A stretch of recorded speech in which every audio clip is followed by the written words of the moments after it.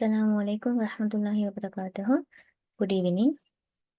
Smart learning education சென்டரில் நடத்தப்பட்ட இந்த ஃப்ரீ செமினாரில் சயின்ஸ் பாடத்தில் 2வது நாள் இன்னைக்கு நான் தொடர்ந்து பார்ப்போம்.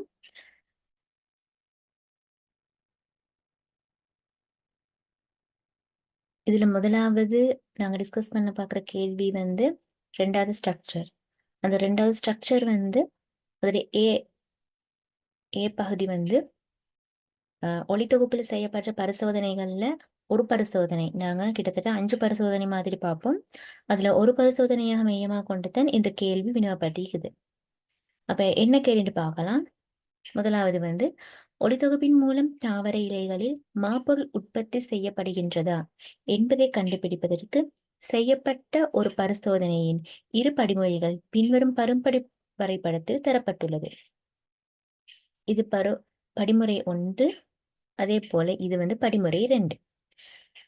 அப்ப இதுல முதலாவது கேள்வி என்ன கேட்டீங்க, பின்வரும் ஒவ்வொன்றுக்கும் உரிய காரணத்தை குறிப்பிடுக. அதுக்கு முதல்ல நாங்க நார்மலா இந்த ஒழுங்கமைப்பு எப்படி செஞ்சீங்கன்னு பாக்குற டைம்ல இங்க நீர் காணப்படுது. அதே போல இங்க ஒரு தாவர இலை, இங்க ஒரு முகவைய வச்சு அதுக்கு வெப்பம் வழங்கப்படுது. அதே போல இந்த நீருக்கு நாங்க வெப்பம் வழங்கப்படுற நேரத்துல நீர் இந்த இலை அவிக்கப்படும். அப்படி அந்த அவிக்கப்பட்ட அந்த இலைய இந்த பரிசோதனை படிமுறை 2க்கு எடுத்து அதுல இந்த ஒரு நீர் தொட்டிய வச்சு அதுல ஒரு கொதிக்குழாய் உள்ளுக்கு மதுசாரம் இட்டு அதனுள் தன் இந்த இலைய செலுத்திக்குது. ரைட். இப்ப நாங்க கேள்விக்கு வரலாம். என்ன அதுல முதலாவது கேட்டீங்குது, படிமுறை 1 தாவர இலையை நீரில் அவித்தல். இதுக்கான காரணம். இப்ப நாங்க இந்த படிமுறை 1ல ஏன் நாங்க இந்த தாவர இலையை அவிக்கிறோம், என்ன காரணம்னு சொன்னா, இந்த தாவர இலையில காணப்படுற கலங்களை அழிப்பதற்காக வேண்டி அதுக்காக வேண்டிதான் நாங்க இந்த நீர்ல இட்டு அந்த இலைய அவித்தல் செய்வோம். பி என்ன கேள்வின்னு சொன்னா, படிமுறை 2ல் தாவர இலையை மதுசாரத்தில் அவித்தல். அப்ப நாங்க இதுல நீரை பயன்படுத்தி தான் அவிச்சிரும். ஆனா இங்க நாங்க அவிக்கிறதுக்கு பயன்படுத்தப்படுறது மதுசாரம். அப்ப கேட்டுக்குது என்ன, படிமுறை 2ல் தாவர இலையை மதுசாரத்தில் அவிப்பதற்கான காரணம் என்னன்னு சொன்னா, எங்களுக்கு தெரியும் எங்களோட இலையில பச்சையம் காணப்படும். அப்படி அந்த பச்சையத்தை அழிக்கிறதுக்காக வேண்டி அல்லது அகற்றுவதற்காக வேண்டி நாங்க பயன்படுத்துறது இந்த மதுசாரம். சரியே. அப்ப இது சி என கேட்டிக்குதுண்டா, படிமுறை 2ல் சாரி நீர் தொட்டியை பயன்படுத்தல். இப்ப நான் சொன்னேன், இதுல பாருங்க, ஒரு நீர் தொட்டிய வச்சு அதனுள்ள கொதிக்குழாய வச்சு அதனுள்ளதான் இலைய வச்சிக்கி அதுவும் கொதிக்குழலுக்கும் மதுசாரத்தை தீக்குது. அப்ப ரீசன் என்னன்னு சொன்னா, இந்த மதுசாரம் செல்றது அதாவது இது வெப்பம் வழங்குற டைம்ல உடனடியாக தீப்பற்றக்கூடியது. அதாவது உடனடியாக தீப்பற்றக்கூடிய கொண்டிக்கும். அப்ப அதனால தான் நாங்க மதுசாரத்துல அவைப்பதற்கு இது போல ஒரு நீர் தொட்டியை பயன்படுத்தி அதுல நீரை இட்டு நாங்க இந்த ஒரு ஒழுங்கமைப்பை செய்வோம்.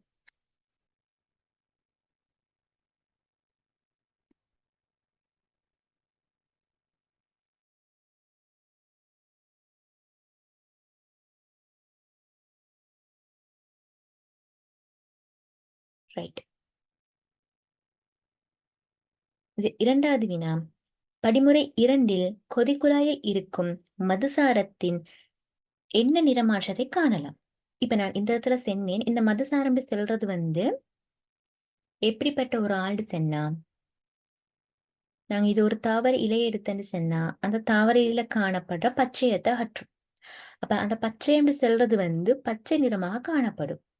அப்படி இந்த மதுசாரம் நிறமற்ற கரைசலாக காணப்படுறதோட இங்க காணப்படுற பச்சையத்தை ஆடுறதுனால இந்த பச்சை நிறம் இந்த மதுசாரத்தோட கலந்து கொள்ளும். அப்ப ஆகவே இந்த வினா என்ன கேட்டிக்குதுன்னு சொன்னா, மதுசாரத்தில் என்ன நிறமாற்றத்தை காணலாம். ஒன்று நிறமற்ற கரைசல் பச்சை நிறமாக மாறுது, இல்லாட்டி பச்சை நிறமாக மாறி இருக்கும். அது போல ஏதாவது ஒரு ஆன்சரை கொடுத்தா சரி. இப்ப இதுக்கான ஆன்சரை நான் அடுத்த ஸ்லைட்ல போட்டிக்கிறேன். தேவையானவங்க ஸ்கிரீன்ஷாட் எடுத்துக்கோங்க. இப்ப நாங்க 2வது ஸ்ட்ரக்சரை பி பாட்டை பார்க்கலாம்.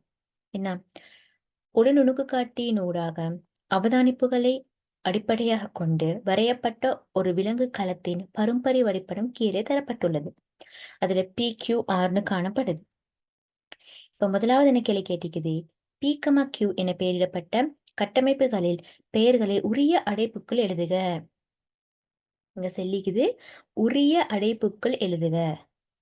அப்ப கட்டாயம் நாங்க இந்த அடைப்புக்குள்ளதான் இதுக்கான ஆன்சரை கொடுக்கணும். அப்ப இந்த இடத்துல பீண்டு செல்றது என்ன, பீண்டு செல்றது வந்து முதலுறு மென்சாவு. சரியா, பீண்டு செல்றது வந்து முதலுறு மென்சாவு. அதே போல ஆரண்டு செல்றது வந்து என்ன, குளிய உரு. ரைட்டா, பீண்டு செல்றது வந்து முதலுறு மென்சாவு, கியூண்டு செல்றது வந்து குளிய உரு. சாரி, பீண்டு செல்றது முதலுறு மென்சாவு, ஆரண்டு செல்றது வந்து குளிய ஊர். இந்த இடத்துல கியூ என்னடி கேட்டில, ஆனா பிள்ளைக்கு தெரிஞ்சிருக்கணும். ஏண்டா மூணாவது கேள்வி வந்து கியூவை அடிப்படையாக கொண்டது. இப்ப என்ன கேட்டிக்குது, பியின் தொழிலை குறிப்பிடுக. இப்ப நாங்க பி என்னன்னு சொன்னோம், முதலுறு மென்சாவு.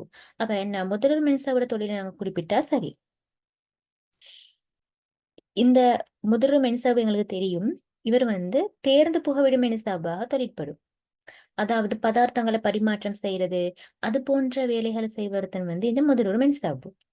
சரி, அப்ப முதலாவது வினாக்கானதும் சரி, இரண்டாவது வினாக்கான ஆன்சரும் சரி. மூணாவது என்ன கேட்டிருக்கிறது சொன்னா, புன்னங்கம் கியூவை, இந்த கியூவை கொண்டிராத விலங்கு களத்தின் வகையை குறிப்பிடுக. கியூன்னு சொல்றது வந்து என்ன, கரு. அப்ப இந்த கருவை கொண்டிராத விலங்கு களத்தின் வகை என்று சொன்னா, இதை நல்லா நோட் பண்ணிக்கோங்க. ஒரு தாவர களத்தின் வகை என்று கேட்டுட்டு இருந்தாங்கன்னு சொன்னா, அதனால என்ன, கியூவை கொண்டிராத விலங்கு களத்தின் வகையை குறிப்பிடுக. இப்ப எங்களுக்கு தெரியும் கியூன்னு சொல்றது கரு. ஆகவே கரு காணப்படாத விலங்கு களத்துல வகை செல்லக்கிட்ட எங்களுக்கு உதாரணத்துக்கு கொண்டு செல்லலாம் என்ன, ஆர்பிசி செல்லலாம். மேலுமே எஸ், எங்களுக்கு கொண்டு செல்லலாம் ஆர்பிஎஸ்சி, அல்லது எங்களுக்கு எழுதலாம் செங்குருதி களம் அல்லது செங்குலியம். அது போன்ற ஆன்சர், அதாவது ஆர்பிசின்னு போட மேலும், இல்லாட்டி செங்குருதி களங்கள் போடும் செல்லோ மேலும், செங்குலியம் செல்லோ மேலும். ரைட்.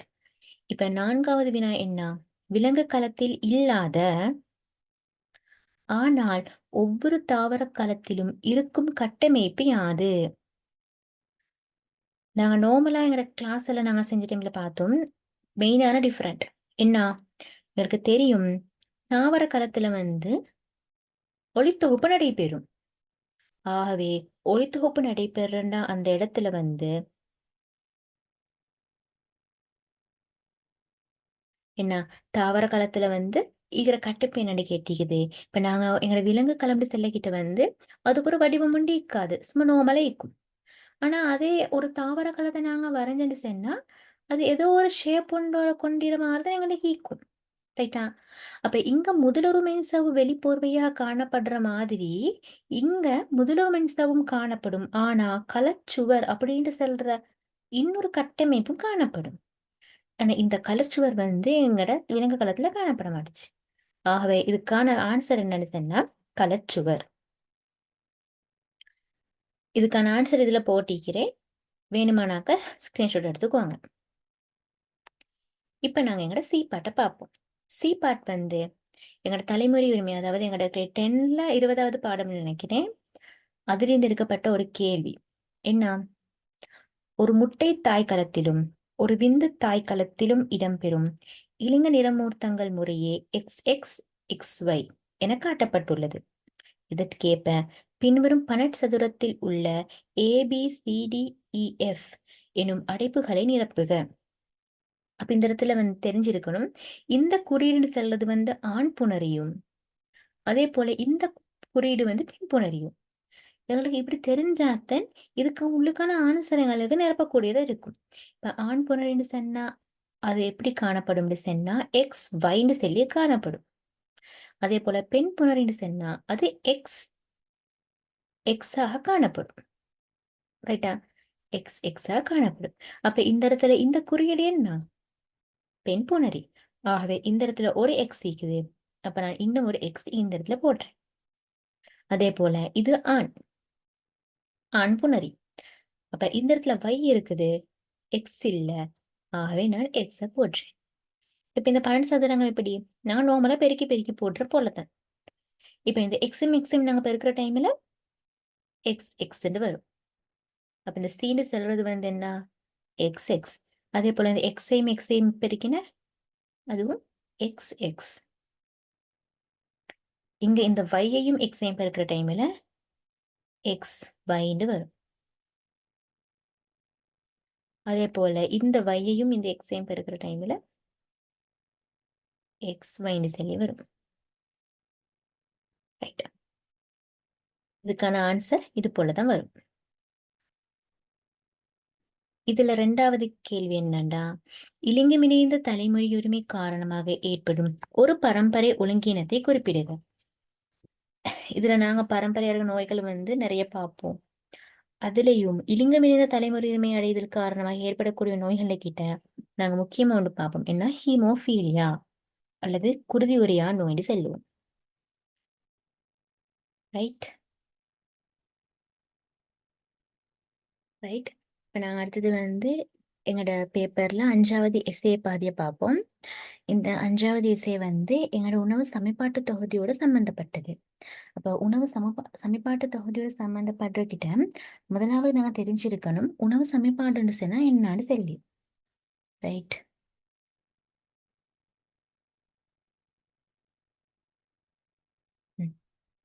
இதுல உணவு சமன்பாடுன்னு சொன்னா என்னன்றதுல பாருங்க, உணவில்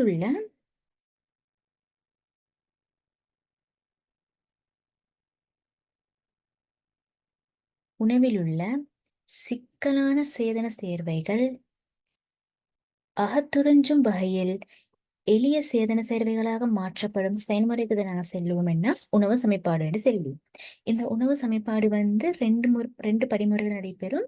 அதுல முதலாவது வந்து பொறுமுறை சமன்பாடு, அதே போல ரசாயன சமன்பாடு.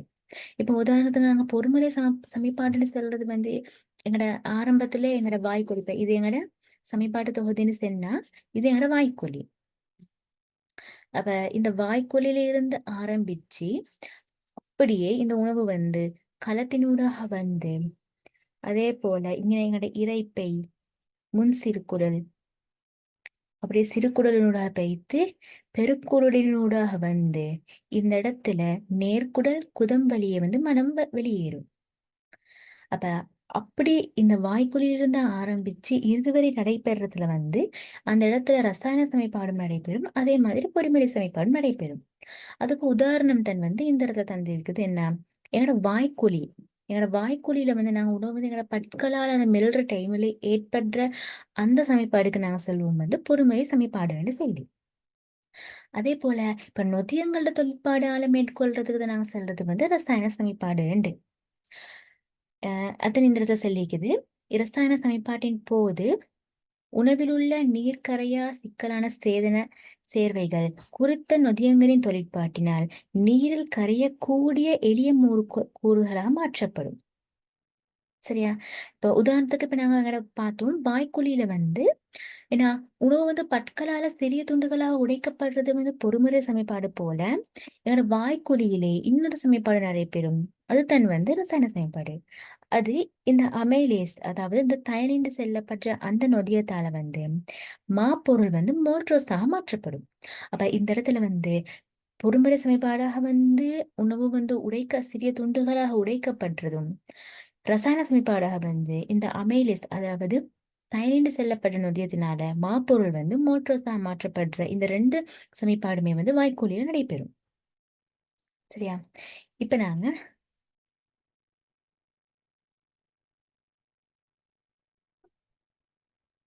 கேள்வியை பார்ப்போம். என்ன? முதலாவது சொல்லிக்குது, மனித உணவு சமன்பாட்டு தொகுதியின் பரும்படி படம் கீழே தரப்பட்டுள்ளது. இதுல வந்து மேலாளிக்கிற அந்த வாய்க்குழி அது எதுவும் இல்லை. என்ன? இங்க ஆரம்பத்துல ஏன்னு சொல்லி குறிப்பிட்டீங்க, அதே மாதிரி இனத்துல பி சி. அப்ப முதலாவது கேள்வி, ஏபிசி ஆய பகுதிகளை பெயரிடுக. அப்ப இந்த இடத்துல ஏண்டு செல்றது என்ன? இந்த இடத்துல ஏண்டு செல்றது வந்து கலன். அதே போல இந்த இடத்துல பீண்டு செல்றது வந்து சிறுகுடல். சிறுகுடல். சீண்டு செல்றது வந்து பெருங்குடல். பெருங்குடல். ஆகவே முதலாவது வினா சரி. இரண்டாவது வினா கேட்டுகிறது, உணவு சமன்பாட்டு செயல்முறையில் ஈரலில் உற்பத்தி செய்யப்படும் பித்தத்தின் தொழில் யாது? எங்களுக்கு தெரியும், இந்த பித்தம் செல்றது வந்து என்ன செய்வார்னு சொன்னா, இலிப்பிட். இப்ப நாங்க பாக்குறதுல அந்த கார்போஹைட்ரேட், அதே மாதிரி புரதம், இலிப்பிட் அதுல வந்து காணப்படுற அந்த இலிப்பிட்ட வந்து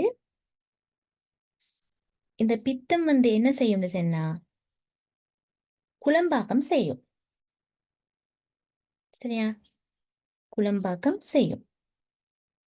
அதுதான் வந்து இந்த ஈரல் உற்பத்தி செய்யற பித்தத்திர தொழிலாக காணப்படும்.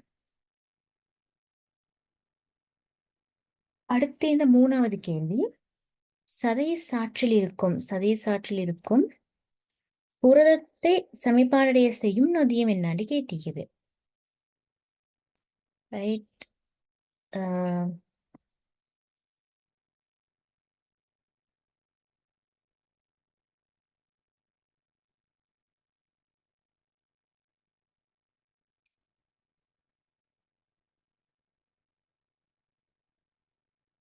இந்த இடத்துல பார்த்தேன்னு சொன்னா, இங்க வந்து ரெண்டு, அதாவது ஒன்று சதை காணப்படும், முதலாவது சதை, அதே போல சிறுகுடல். இந்த மூணு நொதியமும்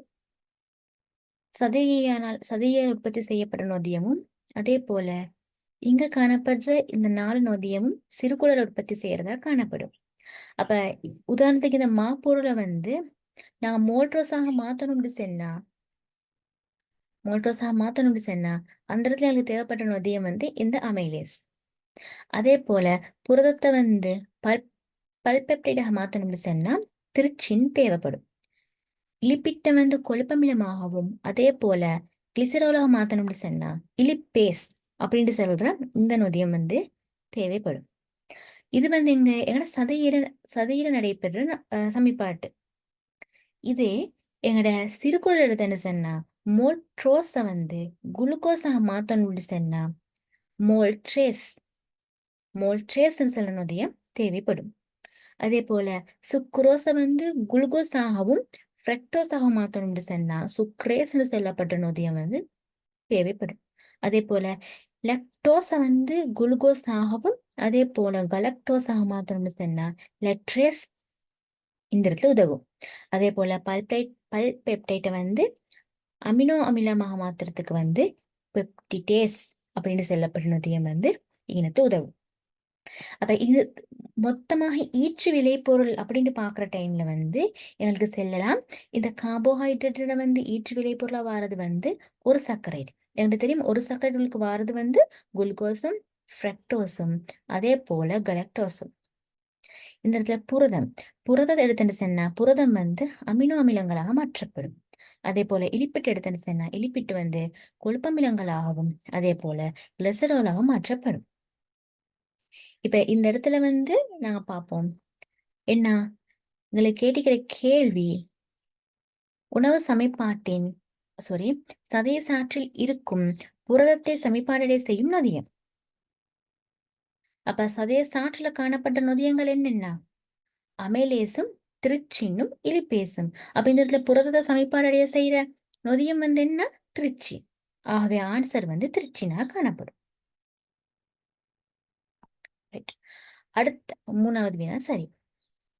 நாலாவது வினா, உணவு சமைப்பாட்டின் ஈற்று விளைபொருள்களில் குருதியில் திறமையாக உறிஞ்சப்படுவதற்கு கட்டமைப்பு பி என்ன கட்டமைப்பு பி சொல்றது வந்து சிறுகுடல். கட்டமைப்பு பியில் இருக்கும் 3 இசைவாக்கங்களை குறிப்பிடுக. இப்ப தெரியும் என்ன, எங்களோட உணவு வந்து நாங்க பற்களாக மென்று அந்த இடத்துல ஒரு ரசாயன அமைப்பா நடைபெற்று அப்படிங்கிற களத்தினூடாக வந்து இறைப்பையை அடைஞ்சு அதோட முன் சிறுகுடல் அது அப்படியே எங்களை வந்து சிறுகுடலினூடாக அப்படியே பெய்து அது அப்படி பெருக்குடலினூடாக வாழ்ந்து மலமாக வெளியேற்றப்படும். அப்படி இந்த சிறுகுடல் அந்த இடத்துக்கு வார டைம்ல சிறுகுடல் வந்து அந்த உணவை வந்து ஆத்துடைஞ்சிறதுக்கு அது என்னென்ன இசைவாக்கங்களை கொண்டிருக்கும் அப்படின்றதன் வந்து இந்த வினா. இப்ப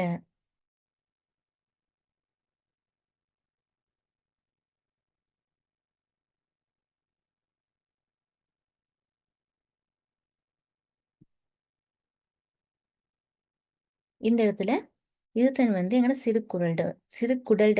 சிறுகுடல்ல காணப்படுற அந்த சடைமுலைகள்ட வந்து நெடுக்கு வெட்டு முகம். இதனூடாக தான் வந்து எங்களோட சமீபாடு அடைந்த அந்த ஈற்று விளைபொருட்கள் வந்து உறிஞ்சப்படும். அப்ப முதலாவது என்ன ஆயிக்கணும்? சிறுகுடல் நீளமானதாக காணப்படுதல். ரைட். அப்படி இந்த சிறுகுடல் நீளமானதாக காணப்படுறதுனாலையும் இந்த ஈற்று விளைபொருட்கள் வந்து அகத்துறிஞ்சதுக்கான ஒரு இசைவாக்கமாக காணப்படும். அதே போல என்ன? சிறுகுடலின் உட்புற சுவர் மடிப்புகளை கொண்டிருத்தல். அதோட உட்புறச் சுவரில் விரல் போன்ற வெறிநீட்டங்கள் சடைமுலைகளில் காணப்படுதல். நாலாவது, சடைமுலைகள் பல நுண் சடைமுலைகளை கொண்டிருக்கும். இந்த சடைமுலைகள் காணப்படுதாமா, அதுலயும் இந்த சடைமுலைகள் வந்து இன்னும் பல நுண் சடைமுலைகளை கொண்டிருக்குமா. அடுத்து, சடைமுலை சுவரில் மெல்லியதாக காணப்படுது. அதுல சுவர் வந்து மெல்லியதாக காணப்படுறதுனாலையும் எங்களுக்கு என்ன உணவு அந்த ஈற்று விளைபொருட்கள் வந்து துறிஞ்சுறதுக்கு வந்து இலகுவாக காணப்படும். அடுத்து, சடைமுலைகளில் சிறந்த குருதி விநியோகம் காணப்படும். இப்படி சாரி அப்படி இந்த மாதிரி இசைவாகம் காணப்படுறதுனால எங்களுக்கு உணவு வந்து லேசாக அகத்துறிஞ்சக்கூடியதாக இருக்கும். அப்ப இந்த இடத்துல நீங்க அதுல சொன்ன ஏதாவது ஆன்சரை குறிப்பிட்டீங்கன்னு சொன்னா சரி. ஏன்னா 3 ஆன்சர் கேட்டிக்குது, ஏதாவது 3 ஆன்சர் கொடுத்தா சரி. அடுத்து கேட்டிக்குது சியின் மூலம். 5வது கேள்வி, சியின் மூலம் நிறைவேற்றப்படும் தொழில் யாது? இந்த இடத்துல சீனு செல்றது வந்து பெருங்குடல். பட் பெருங்குடல் செல்றது வந்து பொதுவாகவே நீர் ஆத்துறிஞ்சலதான் அதிகமாக செய்யும். சரியா? அடுத்து 6வது வினா வந்து இரைப்பையில் உள்ள சீதப்படை வீங்குதல் ஒரு பொதுவான நோயாகும். எது வீங்குதல்? சீதப்படை வீங்குதல். இந்நோய் நிலைமைக்கு வழங்கும் பெயர் யாது? இந்த இடத்துல சீதமுலை வீங்குதல். நான் சமிபாட்டு அந்த தொடர்பான ஒழுங்கினங்கள் சொல்லி பார்க்குற நோய்கள்ல வந்து முதலாவது பார்க்கறது வந்து இரைப்பை அழற்சி. அப்படி அந்த இரைப்பை அழற்சியால், அதாவது கெஸ்ட்ரிக்ஸ்ன்னு நாங்க சொல்லுவோம். இந்த இரைப்பை அழற்சின்னு சொல்றது வந்து அதுதான் வந்து எங்கட சீதப்படையானது என்ன அரிப்புக்கு உட்பட்டு வீங்குதல் இரைப்பை அழற்சின்னு அழைக்கப்படும். அப்ப இந்த இடத்துல டிரெக்டா ஆன்சர்களுக்கு செல்லும் இரைப்பை அழற்சின்னு செல்லும். இது எதனால எப்படி வரும்? இது என்ன நம்ம காட்டும் சொன்னா எங்கட தொண்டையில வந்து புளிப்பு சுவை வருதல், இதுதான் வந்து இதுக்கான ஒரு ஆரம்ப அறிகுறியாக காணப்படும். அதோட எனக்கு தெரியும் இது வந்து அலர்ச்சி பிடிக்கும் சொன்னா வலி தோன்றுதல், இதெல்லாம் வந்து இதுக்கு ஒரு இன்னும் ஒரு அறிகுறியாக காணப்படுறதா இருக்கும். இத அமிலங்கள், மிளகாய், எண்ணெய் இதெல்லாம் நாங்க அதிக அளவு எடுத்துக்கொள்றது, அதே மாதிரி உணவு காலம் தாழ்த்தி எடுக்கிறது, அதிக மதுபானம், அதே மாதிரி புகைத்தலுக்குள்ளாகிறது, மன அழுத்தம், இது எல்லாமே வந்து இந்த நோய் நிலைமைக்கு காரணமாக இருக்கும். அதே மாதிரி அடுத்த நோய் தான் வந்து மலச்சிக்கல். ரைட். மலச்சிக்கல் சொல்றது வந்து எப்படிப்பட்டதுன்னு சொன்னா எங்களோட மலம் வந்து திண்ம நிலையை அடைகிறது. ரைட்டா? இப்ப நோமலான மலம் வந்து பகுதி திண்மமா தான் காணப்படும். அப்படி இருக்கிற டைம்ல தான் வந்து எங்களுக்கு இந்த மலம் வந்து பகுதி திண்மமாக அந்த வடிவில் காணப்படுறதா தான் நீக்கும். அப்ப இந்த நிலை அந்த மலச்சிக்கலுக்கு என்ன காரணம் சொன்னா மலம் நல்லாவே திண்ம நிலை அடைகிறது வந்து மலச்சிக்கலே காரணம். அப்படி இது திண்ம நிலை அடைகிறதுனால வந்து அது வெளியேற்ற வந்து முடியாம காணப்படும். சரியா? அப்ப இதனால வந்து அதிக நேரம் வந்து எங்கட பெருங்குடல்ல வந்து இந்த மலம் தங்கி காணப்படுறதுனால நாங்க பார்த்தோம் எங்கட பெருங்குடல்னு சொல்றது வந்து நீராக துறிஞ்சும். அப்ப அது அதிக அளவு நீராக துறிஞ்சு காணப்படுறதுனாலதான் இது போல ஒரு திண்ம நிலைக்கு காரணமாய்க்கும். அப்ப இப்படி இந்த மலச்சிக்கல் ஏற்பட காரணம் என்னன்னு சொன்னா நார்த்தன்மை குறைந்த உணவுகள் உட்கொள்றது, அதே போல தேவையான அளவு நீர் அருந்தாமை இருக்கிறது, அதே போல மலம் கழித்துல வந்து தள்ளி போடுறது, இந்த 3ம் வந்து இந்த மலச்சிக்கலுக்கு காரணமாக இருக்கும். அடுத்ததான் வந்து இந்த நெருப்பு காய்ச்சல். இந்த நெருப்பு காய்ச்சல் அதுக்கு நாங்கள் நெருப்பு காய்ச்சல். அப்ப இது வந்து ஒரு பாக்டீரியா நோயை நாங்கள் செல்லுவோம். எப்படி ஏன்னு சொன்னா இது வந்து அந்த பாக்டீரியா மூலம் ஒரு பரவுற நோய். இது நாங்க உட்கொள்ற உணவு இல்லைன்னு சொன்னா பானம் அது மூலம் வந்து எங்களோட உடல் அடையிறதுனால தான் வந்து இந்த நோய் ஏற்படுமா. இதுக்கு மெயின் ரீசன் வந்து நாங்க அந்த மாசடைஞ்ச நீரை வந்து நீந்துறது இல்லாட்டி குளிச்சுறது அந்த டைம்ல வந்து எங்களுக்கு தெரியும் வாய் வழியா போறதுனால பாக்டீரியாக்களும் உட் செல்லும். அப்ப இதுமை காரணங்களாலும் இந்த நெருப்பு காய்ச்சல் ஏற்படும். அதே போல அடுத்த நோய் தான் வந்து வயிற்றோட்டம். இந்த வயிற்றோட்டம் சொல்றது வந்து ஒன்று வைரஸால் ஏற்படலாம் அல்லது வந்து பாக்டீரியால் ஏற்படலாம் அல்லது ஒட்டுண்ணி மூலம் ஏற்படலாம். நாங்க முதல்ல பார்த்த இந்த நெருப்பு காய்ச்சல் சொல்றது வந்து பாக்டீரியாவால ஏற்பட்ட நோய். ஆனா இந்த வயிற்றோட்டம் சொல்றது அது வைரஸாவும் மீக்கலாம் பாக்டீரியாவும் மீக்கலாம் அதே போல ஒரு ஒட்டுண்ணியாவும் மீக்கலாம். இது வந்து என்னோட குடல்ல தொற்றுக்கள் உள்ளாகிறதுனால தான் வந்து இந்த வயிற்றோட்டம் ஏற்படும். ஆஹ் இப்படி இந்த வயிற்றோட்டம் ஏற்படாமல் இருக்கிறதுக்கு நாங்க வந்து பின்பற்ற வேண்டிய நடவடிக்கைகள் செல்லக்கிட்ட வந்து கொதித்தாரிய நீரை பருகணும். அதே மாதிரி ஈக்கள் பெருகும் இடங்களை அகற்றி ஈக்கள் உணவின் மீது இருப்பதை தடுக்கணும். அதே போல தெருக்களில் திறந்து வைத்திருக்கும் விற்கும் உணவு வந்து இப்ப ரோட்டோரங்கள்ல அது மாதிரி உண்ற உணவுகளை வந்து நாங்க தவிர்த்து கொள்ளணும். அதே மாதிரி வந்து மாசடைந்த நீரினால் கழுவப்பட்ட கீரை வகைகள் உட்கொண்டு தடுத்து கொள்ளணும். மேலும் அந்த மலம் கழித்த பின் நல்லா வந்து எங்களோட கைகளை வந்து சவர்க்காரமிட்டு கழுவி கொள்ளணும். நெருப்பு காய்ச்சலுக்கு தேவை அந்த அதுக்கான அந்த தடுப்பூசிகளையும் பெற்றுக்கொள்ளுதல் அவசியமாகும். அதே போல வந்து பெண் ஓவர நல்லாவே வயிற்றோட்டம் வந்து நல்லாவே ஈக்கிற டைம்ல வந்து ஒரு கட்டத்துல வந்து உடம்புல நீர் இழப்பு இல்லாம போறதுனால வந்து மரணமும் ஏற்படலாம். அதனால இது மாதிரி வயிற்றோட்டம் ஈக்கிற நிலைமையில வந்து அதிக அளவு நீர் பருகுவதாக வந்து அந்த அந்த பழக்கத்தை வந்து நாங்க ஏற்படுத்திக் கொள்ள வேணும்.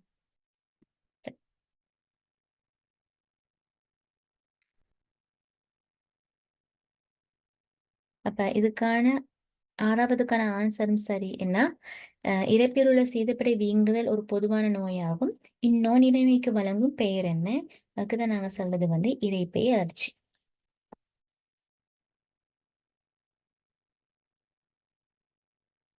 இந்த ஸ்லைட்ல இருக்கிறது வந்து எங்களோட 5வது எஸ்ஏல ஏற்பாட்ட ஆன்சர்ஸ்.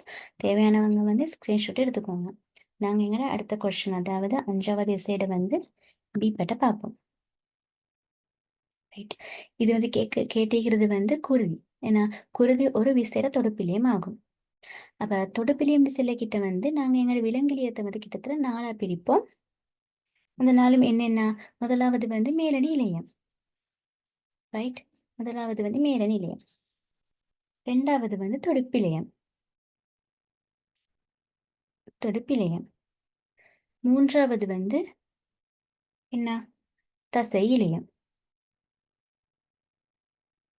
4வது வந்து நரம்பிலையம். அப்ப இதுல கேட்டிருக்கிறது வந்து இந்த தொடுப்பிலியத்தை பத்தி. ரைட். இந்த தொடுப்பிலியத்துல ஒரு தொழில் ஒன்று கேட்டிருக்குது. அப்ப நாங்க தொடுப்பிலியத்துல தொழில் செல்ல கிட்ட எங்களுக்கு நார்மலா என்னென்ன செல்லும் எங்களோட ஒரு ஆதாரத்தை வழங்கும். அதே மாதிரி உடலை தாங்குதல் வேலையை செய்யும். மேலும் அந்த உடல்ல பல்வேறுபட்ட அங்கங்கள் என்பவற்றை தொடுக்கும். இது போன்ற ஆன்சரை வந்து எங்களுக்கு இந்த தொடுப்பிலியத்துல தொழில் செல்றதுக்கு செல்லலாம். ரைட்டா. இதுல என்ன டீப்பா பார்க்க போனேன்னு சொன்னா டைம் கூடுதலா போகும். உங்களுக்கு ஏதாவது டவுட் சொன்னா கமெண்ட்ஸ்ல கட்டாயம் கேட்கலாம். ரைட். 2வது வினா என்னன்னு சொன்னா குருதியில் இலையத்தில் ஏனைய தொடுப்பிலியங்களில் காணப்படும் ஒரு முக்கிய எலும்பு காணப்படுவதில்லை. அவ்வியல்பு யாது? இதை பார்க்கறதுக்கு முதல்ல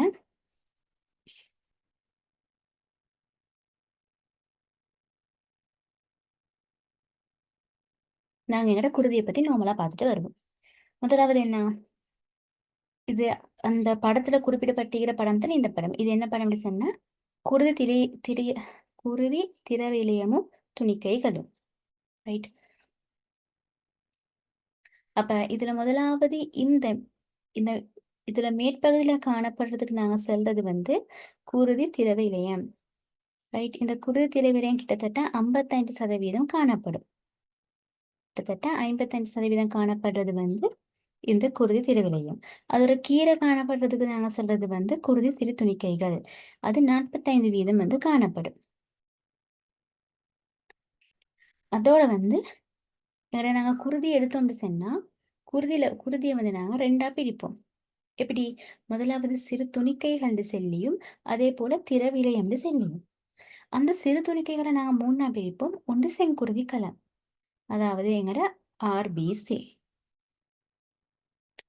அதே போல வெங்குருதி கலம், அது எங்கட டபிள்யூபிசி. அதோட வந்து குருதி சிறு தட்டு.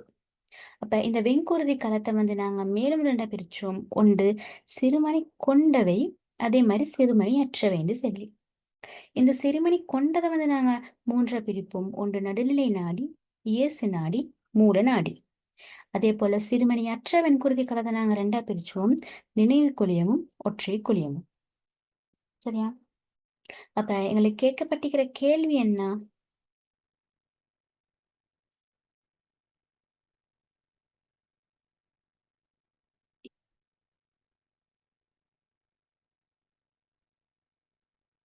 எங்களுக்கு கேட்கப்பட்டிருக்கிற கேள்வி, குருதியின் இழையத்தில் ஏனைய தொடுப்பிலியங்களில் காணப்படும் ஒரு முக்கிய இயல்பு காணப்படுவதில்லை. அவ்வியல்பு யாது? அப்ப பொதுவா எனக்கு தெரியும், என்னோட குருதி எடுத்தேன்னு சொன்னா என்னோட குருதியில வந்து என்ன நார்கள் சுரக்கப்படும். ரைட். ஆனா அந்த நார்கள் சுரக்கப்படுறது எப்படி சுரக்கும்? அது தேவையான டைம்ல மட்டும் தான் வந்து எனக்கு குருதியில வந்து சுரக்கப்படுறதா இருக்கும். அந்த காயங்கள் ஏற்பட நேரங்களில் மட்டும்தான் நார்கள் சுரக்கப்படுறதா இருக்கும். அதே போல எங்களுக்கு இன்னொரு செயலம் என்னன்னு சொன்னா, என்னோட குருதி வந்து அது அந்த களங்களால வந்து தாயம் வந்து சுரக்கப்படாது. ஆனா ஏனையவை வந்து அப்படி காணப்பட மாட்டுச்சு. அப்ப எங்களுக்கு வந்து இந்த ரெண்டுல ஏதாவது ஒன்றை வந்து ஆன்சரா கொடுக்கலாம். ரைட். மூணாவது வினா, குருதி மெய்யணைக்கத்துக்கு உட்படுத்தப்படும் போது உருவில் காட்டப்படுகின்ற இரு பகுதிகளாக பிரியும். இதுதான் நான் ஃபர்ஸ்ட்ல வந்து குருதி திரவிலையமும் சிறு துணிகளை மீக்கிறேன்னு சொல்லி காட்டினேன் அந்த போட்டோ. அப்ப இதுல கேட்டிக்கிற முதலாவது வினா என்ன? இங்கு ஏயிற்கு வழங்கும் பெயர் யாது? என்ன ஏக்கு வழங்கும் பெயர் வந்து குருதி திரவிலையம். அதே போல பிஎன்எஸ் கேட்டு இருக்குது, இங்கு பகுதி பியில் இருக்கும் கருக்களை கொண்ட ஒழுங்கற்ற வடிவமுள்ள கலங்களுக்கு பொதுவாக வழங்கும் பெயர் என்ன? இதுக்கு நாங்க பார்ப்போம். எங்கட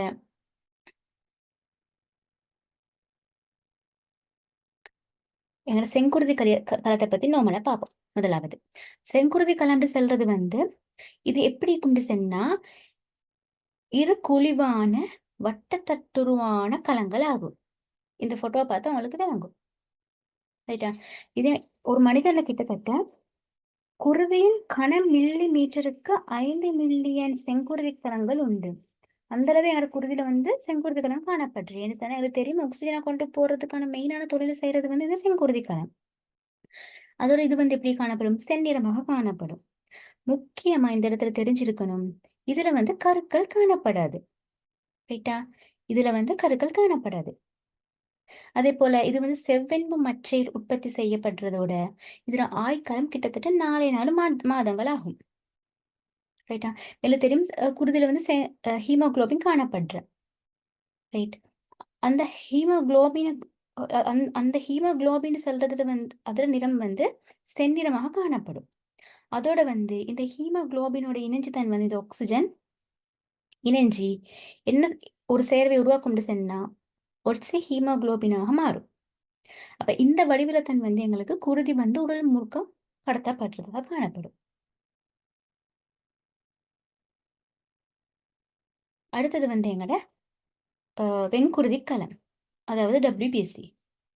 இது வந்து எப்படி கொண்டு சொன்னா, நாங்க மேல பார்த்த இந்த செங்குருதி கலத்தை விட பெரியதாக காணப்பட்டாலும், ஆனா நாங்க இங்க சென்னோம், இதுல அளவை சென்னோம், ஆனா அதை விட குறைவானதாகத்தான் வந்து இந்த வெண்குருதி கலம் காணப்படும்.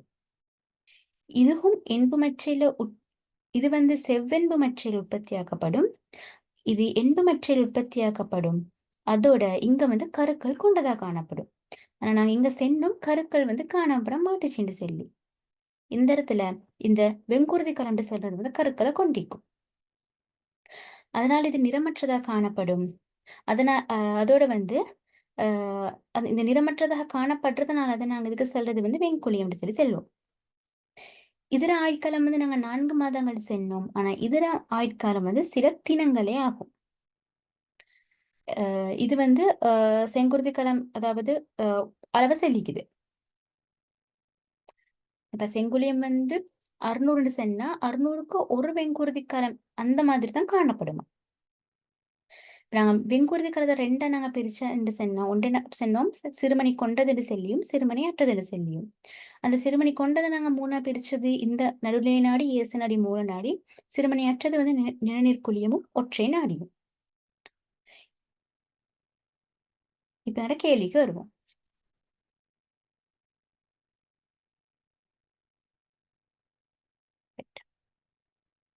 என்ன கேள்வி இருக்குது? இங்கு பகுதி பியில் இருக்கும் கருக்களை கொண்ட, அப்ப எங்களுக்கு இந்த இடத்துல என்ன விலையும் கொள்ளலாம்? கருக்களை கொண்ட கிட்ட வந்து இந்த இடத்துல ஆர்பிசி வர இயலாம். ஏ ஆர்பிசில வந்து கருக்கள் காணப்பட மாட்டுச்சு. கருக்களை கொண்ட ஒழுங்கற்ற வடிவமுள்ள கலங்களுக்கு பொதுவாக வழங்கும் பெயர் என்ன? அப்ப அதுக்கான ஆன்சர் என்ன? வெங்குருதி கலம் அல்லது வெங்குழியம், அல்லது நாங்க டபிள்யூபிசின்னு செல்வோம். சரி, இப்ப சி என்ன? மேலே பியில் நீங்கள் குறிப்பிட்ட கலங்களினால் நிறைவேற்றப்படும் ஒரு தொழிலை குறிப்பிடுக. எங்களுக்கு வெண்குருதி கலம் செல்லக்கிட்ட வந்து எங்களுக்கு என்ன செல்லலாம்? முக்கியமா வந்து நோய் எதிர்ப்பு. அப்ப என்ன பாக்டீரியா போன்ற நோய் கிருமிகளை அழிக்கும், இல்லாட்டி பிறப்பொருள் எதிரிகளை உருவாக்கல், பிறப்பொருள் எதிரிகள் அது உருவாக்குறது சொன்னா வந்து எங்களுக்கு உடம்புல பிறப்பொருள் வார டைம்ல வந்து அதை அட்டாக் பண்றதுக்கான ஒரு ஒரு எதிரி ஒன்றை வந்து எங்க உடம்புல உருவாக்கும். அதுக்குதான் நாங்க சொல்றது வந்து பிறப்பொருள் எதிரி. அதே போல உடலை நோய் கிருமிகள் வந்து பாதுகாக்கும், நெருப்பினத்தை உருவாக்கும். அப்ப இதுல வந்து எப்படி ஆன்சர் போட்டு இருந்தாலும் சரி.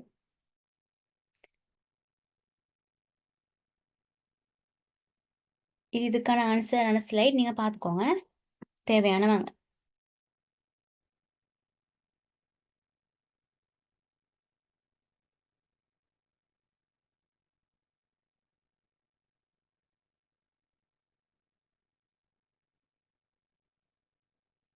ரைட், இவன் 5வது செய்த சி பாட்டு இப்ப பார்ப்போம். என்ன சொல்லிக்குதுன்னா, முதலாவது கேட்டிக்குது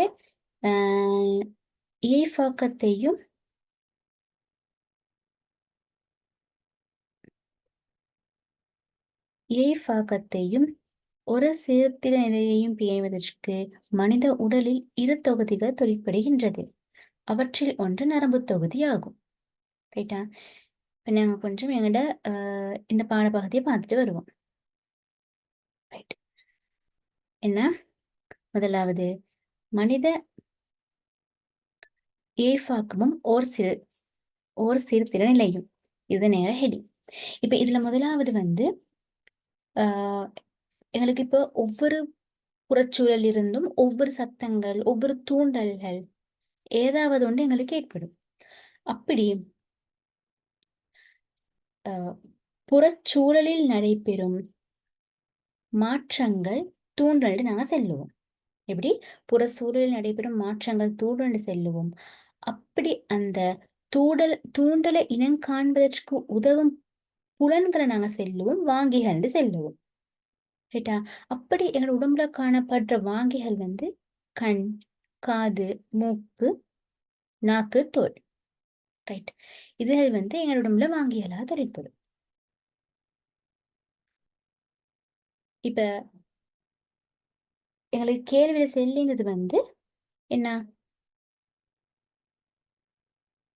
ஏய்ஃபாக்கத்தையும் ஓர் சீர்திர நிலையும் பேணுவதற்கு மனித உடலில் 2 தொகுதிகள் தொழிற்படுகின்றன. அவற்றில் ஒன்று நரம்பு தொகுதி ஆகும்.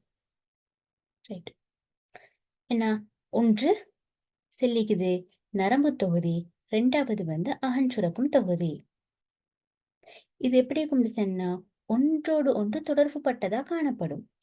ஆனா முற்றிலும் வேறுபட்டதா காணப்படும். எப்படி?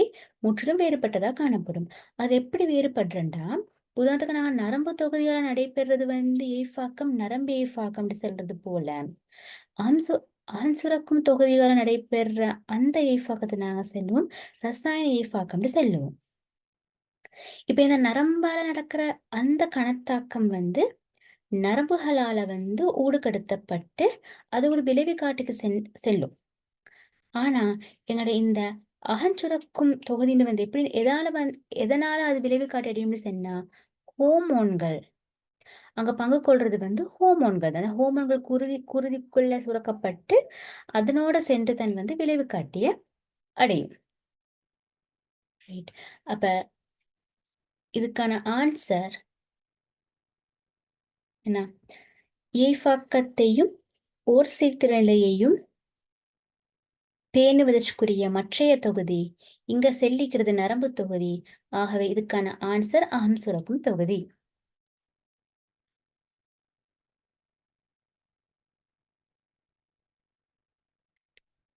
அடுத்த கேள்வி, ஓர் சீர்திருத்த நிலை என்பதன்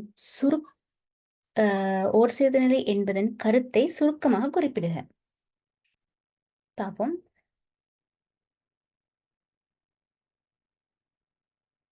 அதுக்கு முதல் இது நார்மலா பார்த்துருந்தாங்க. அப்ப எங்களுக்கு அடுத்த கேள்விக்கு ஈஸி இருக்கும். என்ன நரம்பு ஏய்ஃபாக்கம் எடுத்துன்னு சொன்னா, நரம்பு ஏய்ஃபாக்கத்துல 3 களங்கள் சம்மந்தப்படுற. அது ஒன்று புலநரம்பு களம், இயக்க நரம்பு களம், அதே மாதிரி இடைத்தூது நரம்பு களம். அப்படி இந்த நரம்பு களத்துக்கு நாங்க எல்லாத்துக்கும் கொடுக்குற கட்டமைப்பு அலகு நாங்க செல்லுவோம் நியூரோன்கள். அப்ப நரம்பு தொகுதியின் கட்டமைப்பு அலகு எதுன்னு கேட்டேன்னு சொன்னா, நாங்க ஒன்று நரம்பு களங்கள், அதாவது நியூரோன்கள் செல்லுவோம். இந்த நரம்பு தொகுதி நாங்க 2ஆ பிரிச்சேலும், முதலாவது மெய்ய நரம்பு தொகுதி, அதே மாதிரி சுற்றேல் நரம்பு தொகுதி. இந்த மெய்ய நரம்பு தொகுதிக்கு வாரது எங்களோட மூளை, அதே போல முன்னம். சுற்றேல் நரம்பு தொகுதிகளுக்கு வாரது மண்டையோட்டு நரம்பும் முன்னான் நரம்பும். இதுல மூளைகளுக்கு வாரது மூளையம், மூளி, நீள்வரைய மைய விலையம். அதே போல நாங்க எங்களோட மண்டையோட நரம்பு களத்தை எடுத்துன்னு சொன்னா, அங்க 12 சோடிகள் காணப்படுறது போல முன்ன நரம்பு களங்கள் 31 சோடிகள் காணப்படும்.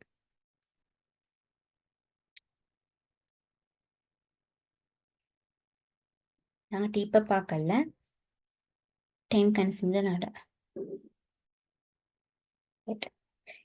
இதுதான் ரசாயன ஏய்ஃபாக்கம். அதாவது தெரியும் என்ன அகஞ்சுரக்கிறது.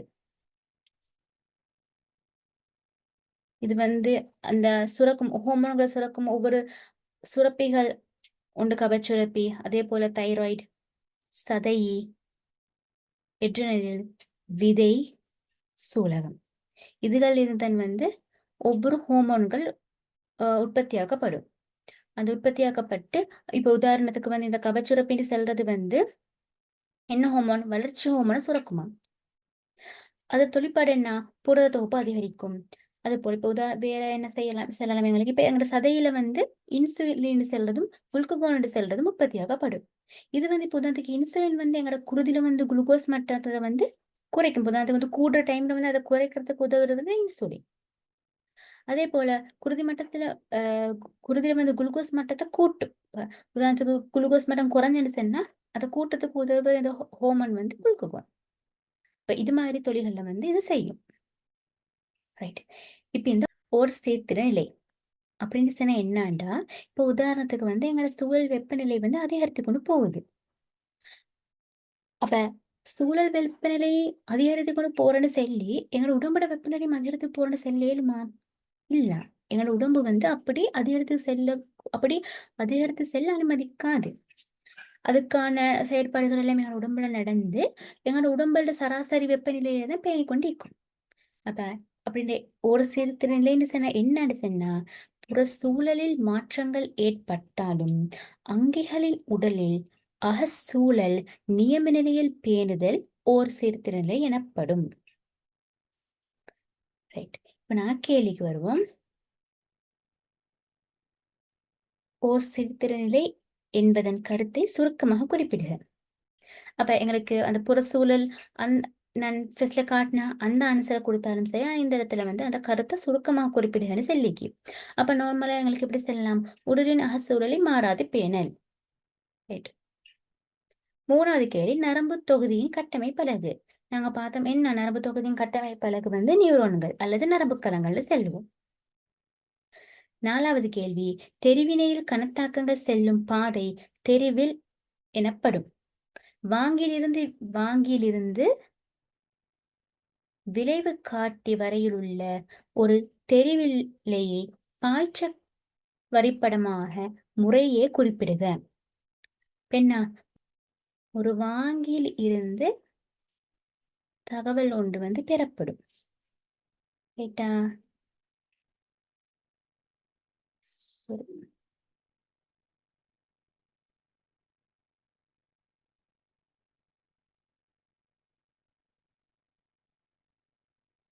முதலாவது ஒரு தகவலை வந்து எங்கட வாங்கி வந்து பெற்றுக்கொள்ளும். ரைட். வாங்கி பெற்றுக்கொண்ட தகவல் வந்து எங்க கடத்தப்படும் சொன்னா எங்கட நரம்புல காணப்படுற உட்காவு நரம்பு மொழிக்கு கடத்தப்படும். அப்படி எங்கட உட்காவு நரம்பு மொழிக்கு கடத்தப்பட்ட தகவல் எங்க போகும்? எங்கட இடைத்தூது நரம்பு களத்துக்கு போகும். அப்படியே இடைத்தூது நரம்பு களத்திலிருந்து இயக்க நரம்பு களத்துக்கு போகும். இயக்க நரம்பு களத்துக்கு போகும். அதிலிருந்து இயக்க நரம்பில் இருந்து எங்கட விளைவு காட்டிக்கு போகும். இப்படி நோமலா ஆன்சர் எழுதியிருந்தாலும் சரி, இல்லாட்டி இந்த இடத்துல உட்காவு நரம்பு முனைக்கு பதிலாக புலநரம்பு களம் எழுதியிருந்தாலும் சரி, இப்படி புலநரம்பு களம் எழுதியிருந்தாலும் சரி. அதே போல இந்த இடைத்தூது நரம்பு களத்துக்கு பதிலாக முன்னாண்டு செல் எழுதியிருந்தாலும் சரி. ரைட். அடுத்தது இந்த இயக்க நரம்பு களத்துக்கு பதிலாக வெளிக்காவு நரம்பு முலை என்று எழுதியிருந்தாலும் சரி. என்ன? வெளிக்காவு நரம்பு முலை. இது போல ஆன்சர் கொடுத்திருந்தேன்னு சொன்னா சரி. இதுக்கான ஆன்சர் அந்த ஸ்லைட் நான் போட்டிருக்கேன். தேவையானவங்க பார்த்துக்கோங்க. பேப்பர்ட்ட 8வது வினாடி ஏ பகுதி இப்ப பார்ப்போம். என்ன சொல்லிக்குது? மாணவன் ஒருவன் ஒரு கிராமிய சுற்றலில் இருக்கும் வீட்டு தோட்டத்தையும் புற சூழலையும் பற்றி கற்கை மேற்கொண்டான். அவன் அங்கே இனங்கண்ட தோற்றப்பாடுகளை கொண்டு பின்வரும் வினாக்களுக்கு விடை எழுதுகிறான். அதுல முதலாவது வினா, வீட்டு தோட்டத்தில் இருக்கும் இரு பப்பாசி தாவரங்களிலும் பூக்கள் உண்டாகி உள்ளது. எனினும் இவ்விரு பப்பாசி தாவரங்களில் ஒரு தாவரத்தில் மாத்திரம் எப்போதும் காய்கள் உண்டாகியுள்ளன. இதற்குரிய காரணத்தை விளக்குங்க. எனக்கு தெரியும் பப்பாசி தாவரம் சென்னாலும் அந்த பப்பாசி தாவரத்துல வந்து ஆணெண்டு செல்லியும் பெண்ணெண்டு செல்லியும் இருக்கும். அப்ப அந்த பெண் பப்பாசி தாவரத்துலதான் கருக்கட்டல் நடக்கிறதுனால அங்கு காய்கள் உருவாகும். ஆண் பப்பாசி தாவரத்துல கருக்கட்டல் நடைபெற இல்லாத காரணத்தால அங்கு காய்கள் உருவாக மாட்டுச்சு. இது போன்ற ஆன்சர் ஏதேனும் கொடுத்திருந்தேன்னு சொன்னா அது சரி. இரண்டாவது வினா, வீட்டு தோட்டத்தில் வளரும் மல்லிகை கொடியின் பூக்கள் உண்டாகி இருந்தாலும் அவற்றில் காய்கள் உண்டாவதில்லை. ஆகவே மல்லிகை கொடியிலிருந்து ஒரு புதிய கன்றை பெறுவதற்கு பயன்படுத்தத்தக்க ஒரு செயற்கை பதிய இனப்பெருக்க முறையை குறிப்பிடுக.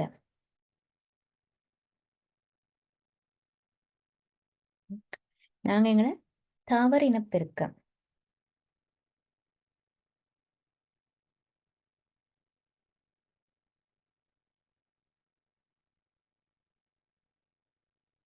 தாவர இனப்பெருக்கம் அப்படின்ற அந்த பாடத்துல முக்கியமா 2 வகையான இனப்பெருக்க முறையை பார்க்கிறேன். ஒன்று வந்து இலிங்க மில்முறை இனப்பெருக்கம், அதே மாதிரி இலிங்க முறை இனப்பெருக்கம். இலிங்க மில்முறைன்னு சொல்லியும் இலிங்க முறைன்னு சொல்லியும் பார்க்கிறேன். அதுல இந்த இலிங்க முறை இனப்பெருக்கத்துல இந்த இலிங்க மில்முறை இனப்பெருக்கத்துல நாங்க 2 வகை பார்க்கிற. உண்டு இயற்கை பதிமுறையும் செயற்கை பதிமுறையும். அதுல இயற்கை பதிமுறை இனப்பெருக்கத்தை நாங்க எடுத்தோம்னு சொன்னா அதுல தான் வந்து எங்களுக்கு தெரியும் வேர்கள், உதாரணத்துக்கு கருவேப்பிலை, ஈரப்பலா, வில்வம், கொய்யா இதெல்லாம் வேர்கள் மூலம் வருது. அதே மாதிரி இலைகள் இருக்கிற சதை கரைச்சான், பெகோனியா, நீலோட்பதா. உறிஞ்சின்னு செல்லக்கிட்ட நெல், வாழை, அன்னாசி, அதுவல். ஓடிகள்னு செல்லக்கிட்ட வல்லாரை, வற்றாழை, இராமணன், மீசை. அடுத்தது குமிழ்கள்ன்றது வந்து அன்னாசி, ராசவல்லி. நிலக்கில் தண்டை வந்து நாங்க ரெண்டு வகையா பார்ப்போம். ஒன்று வேர்த்தண்டி கிழங்கு, மற்ற தண்டி கிழங்கு. வேர்த்தண்டி கிழங்குக்கு உதாரணம் வந்து இந்த இஞ்சி, மஞ்சள், வாழை. அதே மாதிரி தண்டி கிழங்குன்னு சொல்றது வந்து சேம்பு, கருணக்கிழங்கு, அலகேசியா. ரைட். இதுல வந்து நாங்க தண்டு குமிழ்ல செல்லியும் தண்டு முகில்ல செல்லியும் ரெண்டு பார்ப்போம். குமிழ்ல சொல்றது வெங்காயம் வந்து அதுவும் லீக்ஸும் வந்து குமிழ். அதே முகிலுக்கான உதாரணம் வந்து உருளைக்கிழங்கும் இன்னல் கிழங்கும். இப்ப இந்த உதாரணத்தை பார்த்தா விளங்கலாம். இது ஒரு இஞ்சி. அப்ப இஞ்சின்னு சொல்ற டைம்ல வந்து இது ஒரு வேர்த்தண்டு கிழங்கு. அதே மாதிரி சேம்பு, வெங்காயம், உருளைக்கிழங்கு. இது முகிலல் போல இந்த உருளைக்கிழங்குல காணப்படும். இது இந்த வெங்காயம் எடுத்துன்னு சொன்னா இது ஒரு குமிழ் வடிவில காணப்படும். சரி. அடுத்து நாங்கள செயற்கையான பதிமுறை இனப்பெருக்கத்தை நாங்க எடுத்தா அதுல வெட்டுத்தண்டு வேர்கொள்ளல், பதிய வைத்தல், ஒட்டுதல், இளைய வளர்ப்பு, இதெல்லாம் வந்து எங்கட செயற்கையான பதிமுறை இனப்பெருக்கம். இப்ப எங்களுக்கு கேட்டிக்கிற கேள்வியும் என்ன, வீட்டு தோட்டத்தில் வளரும் மல்லிகை கொடியில் பூக்கள் உண்டாகி இருந்தாலும் அவற்றில் காய்கள் உண்டாவதில்லை. ஆகவே மல்லிகை கொடியிலிருந்து ஒரு புதிய கன்றை பெறுவதற்கு பயன்படுத்தத்தக்க ஒரு செயற்கை பதிமுறை இனப்பெருக்கத்தை குறிப்பிடுக. அதுக்கு எங்களுக்கு கொடுக்கலாம் பதிய வைத்தல்.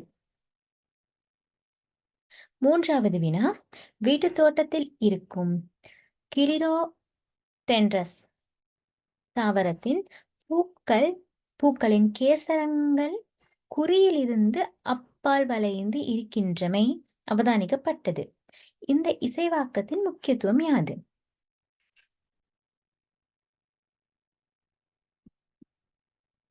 எங்களோட தாவர இனப்பெருக்கத்துல வந்து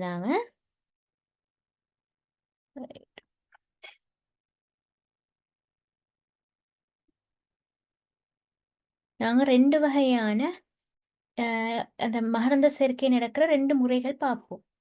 அதுல ஒன்று வந்து தன்மகரந்த செயற்கைன்னு சொல்லியும் அயன் மகரந்த செயற்கைன்னு சொல்லியும் பார்ப்போம். அதுல தன்மகரந்த செயற்கைன்னு சொல்றது உதாரணத்துக்கு இது ஒரு பூட இந்த முதிர்ந்த மகரந்த மணி வந்து அதே தாவரத்தை வந்து அடையிறது. அப்படி அதாவது அதே தாவரத்துல இந்த குறி ஒரு முதிர்ந்த மகரந்த மணி வந்து அதே தாவரத்துல குறிய வந்து அடையிறதுக்கு நாங்க சொல்றது வந்து தன்மகரந்த சேர்க்கைன்ற. அதே அயன் மகரந்த சேர்க்கைன்னு சொல்றது ஒரு தாவரத்துல ஒரு முதிர்ந்த மகரந்த மணி அதே தாவரத்தில் உதாரணத்துக்கு வந்து இங்களி இதே தாவரத்துல இன்னொரு பூ ஒன்று ஈந்திக்கலாம். அப்ப உண்டு அதே தாவரத்தை அல்லது அதே இனத்தை சேர்ந்த வேறொரு பூட முதிர்ந்த குறிய வந்தடையும் செயல்முறைக்கு நாங்க சொல்றது வந்து அயன்மகரந்த சேர்க்கை. அப்ப இந்த தன்மகரந்த சேர்க்கை அயன்மகரந்த சேர்க்கை ரெண்டையும் பார்க்குற டைம்ல இந்த தாவரம் வந்து அயன்மகரந்த சேர்க்கைக்குத்தான் அதிக நாட்டம் கொண்டதா காணப்படும். அப்படி அந்த அயன்மகரந்த சேர்க்கைக்கான இசைவாக்கம் செல்லகிட்ட வந்து ஒன்னாவது ஒருபாட்பூக்கள் உருவாக்குதல். அதாவது உதாரணத்துக்கு இப்ப ஆண் பூக்கள், பெண் பூக்கள் என பூக்கள் வெவ்வேறாக காணப்படும். அதே மாதிரி தன்மலட்டு தன்மை, அதாவது ஒரு பூவின் முதிர்ந்த மகரந்தமணி அதே பூவின் முதிர்ந்த குறியை அடைந்தால் மகரந்தமணி முளைக்காது இருந்திருக்கலாம். அதே போல சமனில்லாத தன்மை, அது மகரந்த கூடு, குறி என்பன பூவின் வெவ்வேறு மட்டங்களில் காணப்படுது. அதே போல குறி கேசரம் வளைந்து காணப்படுது. குறி நிமிர்ந்துள்ள போது கேசரம் வளைந்தும் கேசரம் நிமிர்ந்துள்ள போது குறி வளைந்தும் காணப்படுது. ஐந்தாவது வந்து இருகால முதிர்வு, அதாவது பெண்ணகத்திற்கு முன்னதாக ஆணகம் முதிர்ச்சடைதல் இல்லாட்டி ஆணகத்துக்கு முதிர்வு ஆணகத்திற்கு முன்னதாக பெண்ணகம் முதிர்ச்சி அடைதல், பெண்ணகமும் முதிர்வு அப்படின்னு சொல்லி இப்படி அதுக்கு நாங்க சொல்றது வந்து ஆணக முதிர்வுன்னு சொல்லியும் பெண்ணக முதிர்வுன்னு சொல்லியும் அழைப்போம். எப்படி ஆனா முதிர்வு சொன்னா பெண்ணகத்துக்கு முன்பு ஆணக முதிர்வடைஞ்சு அதுக்கு கொடுக்குற பேர் ஆணக முதிர்வு. அதே மாதிரி ஆணகத்துக்கு முன்பு பெண்ணக முதிர்வடைஞ்சு அதுக்கு சொல்றது வந்து பெண்ணக முதிர்வு. சரியா? அப்ப இதுல கேட்டிக்கிற கேள்வி என்ன? ஒரு வீட்டு தோட்டத்தில் இருக்கும் இந்த தாவரத்துல வந்து பூக்கள கேசரங்கள் குறியிலிருந்து அப்பால் வரைந்து இருக்கின்றமை அவதானிக்கப்பட்டது. இந்த இசைவாக்கத்தின் முக்கியத்துவம் யாது? நாங்க என்ன பார்த்தோம்? ஒன்று அயன்மகந்த சேர்க்கையை அது நடைபெற செய்வதற்கு, இல்லாட்டி தன்மகந்த சேர்க்கையை தவிர்ப்பதற்கு. அது போல ஆன்சர்கள் வந்து கொடுத்திருந்தா சரியாக இருக்கும். இப்ப நாங்க 4வது வினா பார்ப்போம்.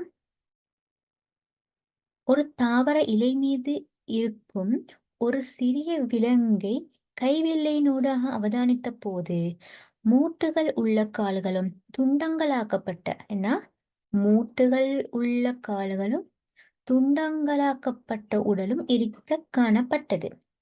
இவ்விலங்கின் கணத்தை குறிப்பிடுக.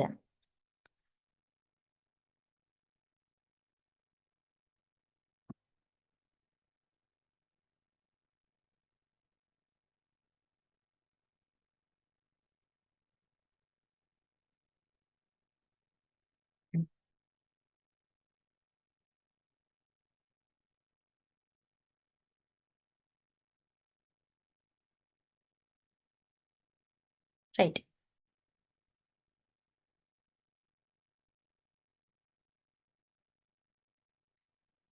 ராச்சியம் அனிமாலியா. ராச்சியம் எனிமாலியான்னு சொல்ற அதுக்கு கீழே நாங்க 2 வகை பார்ப்போம். ஒன்று முள்ளம் தண்டற்றவை, முள்ளம் தண்டுள்ளவை. சரியா? அப்படி அந்த முள்ளம் தண்டு அற்றவை கீழே நாங்க 5 கணங்கள் பார்ப்போம். அந்த 5 என்னென்ன? முதலாவது நிடாரியா, எனலிடா, மொலஸ்கா, ஆத்ரோபோடா, அதே போல கெனோடேமேட்ரா. இந்த 5 கணங்களை நாங்க பார்ப்போம். இந்த ராச்சியம் அனிமாலியாக்கு கீழே கணங்கள் இந்த 5ஐயும் பார்ப்போம். அப்ப இந்த 5 கணத்திலையும் இந்த கேள்வி என்ன சொல்லிக்குது?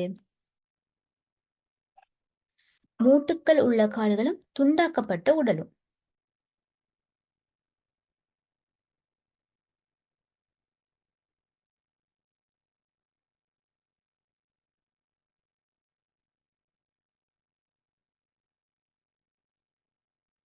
என்ன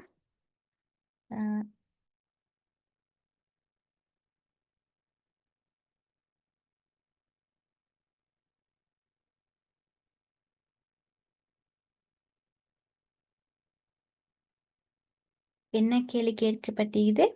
மூட்டுக்கள் உள்ள கால்களும் துண்டாக்கப்பட்ட உடலும் இருக்கக்கூடிய கணத்தை குறிப்பிட சொல்லிக்குது.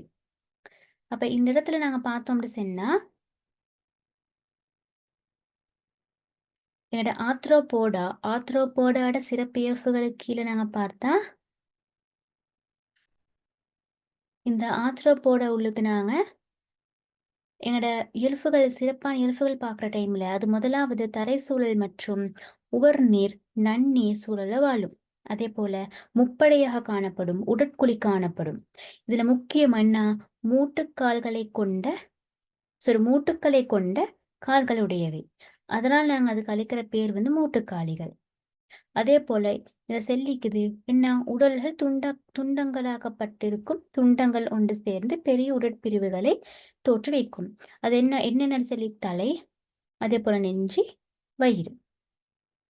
அப்ப இந்த இடத்துல கேட்டிக்கிற கேள்வி என்ன எங்களுக்கு? என்ன மூட்டுக்கள் உள்ள கால்களும் துண்டங்களாக்கப்பட்ட உடலும் காணப்படுற அந்த கணத்துல பேர் என்னன்னு சொல்லி அப்ப எனக்கு சொல்லலாம் என்ன? ஆத்ரோபோடா. இப்ப நாங்க பார்ப்போம் 5வது வினாவை. நிலத்தில் விழுந்துள்ள ஒரு தாவர இலையின் சாருள்ள பகுதிகள் உக்கியிருக்கும் அதே வேளை அதில் நரம்புகள் எஞ்சியிருந்தன. அதன் வரிப்பிடம் இங்கு தரப்பட்டுள்ளது. இந்த நரம்பமைப்புக்கு வழங்கும் பெயர் என்ன? எனக்கு தெரியும். நாங்க எங்களோட தாவரங்களை வந்து 2 வகையா பிரிக்கலாம். எப்படி? எங்களோட தாவரங்களை நாங்க வந்து ஒன்று பிரிச்சலாம். ஒரு வித்திலை தாவரம் செல்லியும் அதே மாதிரி இருவித்திலை தாவரம் செல்லியும் பிரிக்கலும். அப்படி இந்த ஒரு வித்திலை தாவரத்துக்கு கீழே நாங்க பார்க்குற என்ன பிரதானமா வந்து வித்தில் தனியொரு வித்திலை மாத்திரம் காணப்படும். ஆனா இருவித்திலையில வந்து வித்தில் 2 வித்திலைகள் காணப்படும். அதே போல பிரதானமாக தண்டுக்கிளை கொண்டிருப்பதில்லை. தண்டுக்கிளை என்று சொல்லி இங்க காணப்படாது. ஆனா இங்க இருவித்திலை தாவரத்துல பிரதானமாக தண்டு கிளைகளை கொண்டிருக்கும். வேர் தொகுதி எடுத்தன்னு சொன்னா இங்க வந்து நார் வேர் தொகுதி காணப்படும். இந்த இருவித்திலை தாவரத்துல பிரதானமாக என்ன பக்க வேர்களை கொண்ட ஒரு ஆணி வேர் தொகுதி காணப்படும். அதே போல இலைகளை பத்தி நாங்க பேசுற டைம்ல இங்க ஒரு வித்திலை தாவரத்துல காணப்படுற இலைகள் வந்து சமாந்தர நரம்பமைப்பை கொண்டிருக்கும். இங்க இருவித்திலை தாவரத்துல வந்து வலையுருவான நரம்பமைப்பை கொண்டிருக்கும். பூக்கள்னு சொல்லி பார்க்குற டைம்ல பூவின் பாகங்கள் முப்பாத்தானவை. இதை இருவித்திலை தாவரங்கள்ல வந்து நாட்பாத்தானவையாகவும் அல்லது ஐம்பாத்தானவையாகவும் காணப்படும். இங்க துணை வளர்ச்சி நடைபெறாது. ஆனா எங்களோட இருவித்திலை தாவரத்துல வந்து துணை வளர்ச்சி நடைபெறும். அதே போல தண்டின் எல்லா பகுதிகளும் ஒரே தடிப்பை கொண்டிருக்கும். ஆனா எங்கட இருவித்திலை தாவரத்துல தன்னா தண்டிட அடிப்பகுதி வந்து அகன்றதாக காணப்படுறதோட உச்சியை நோக்கி படிப்படியாக ஒடுங்கியதாக காணப்படும். அப்ப இதுக்கு உதாரணம் நாங்க எங்களுக்கு தெரியும். தென்னை, புல், வாழை, நெல். இருவித்திலைக்கான உதாரணம் மிளகாய், மாமரம், பலாமரம், நீலோட் பழம். அப்ப இந்த இடத்துல கேட்கப்படுகிற கேள்வி, இந்த இடத்துல காட்டப்பட்டிருக்கிற இந்த படம் வந்து என்ன மாதிரியான நரம்பமைப்புன்னு சொன்னா வலையுறு நரம்பமைப்பு. அதுல பி கேள்வி என்ன? இந்த இலைகள் உள்ள தாவரத்தின் வேர் தொகுதியின் இயல்பை சுருக்கமாக விவரிக்க. நான் முதல்ல அந்த வித்தியாசம் பார்க்குற டைம்ல பார்த்தோம். ஒரு வித்திலை தாவரத்தில் இருந்து எங்களோட இருவித்திலை தாவரம் எப்படிப்பட்ட வேரை கொண்டிருக்கும்? ஆணிவேர் தொகுதியை கொண்டிருக்கும். அந்த ஆணிவேர் தொகுதி எப்படி இருக்கும்? பக்க வேர்களையும் கொண்டதாக தான் காணப்படும். அது போல ஆன்சர் வர மாதிரி நீங்க கொடுத்திருந்தீங்கன்னு சொன்னா சரியா இருக்கும். இதுக்கான ஆன்சர் வந்து இந்த ஸ்லைட்ல இருக்கு.